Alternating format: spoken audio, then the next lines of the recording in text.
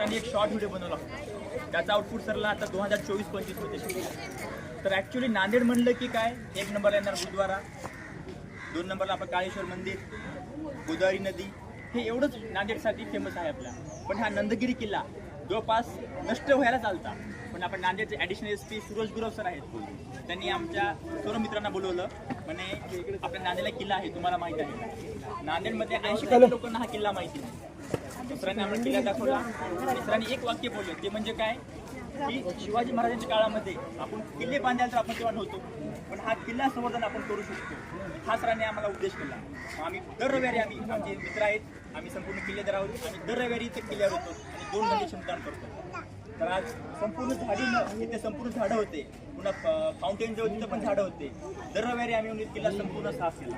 तर आज हा किल्ला म्हणजे अभिमानाची गोष्ट आपण नांदेडकरांसाठी, की पण नांदेडला किल्ला आहे. ह्या किल्ल्याचा एक प्लस पॉईंट आहे, महाराष्ट्रामध्ये फक्त नंदगिरी किल्ला हा एकच किल्ला आहे जो नदीच्या किनारी आहे. बाकी तुम्हाला कुठे पण किल्ल्याच्या बाजूला नदी दिसणार नाही, फक्त हा एकच किल्ला आहे ज्याच्या किनारी नदी आहे.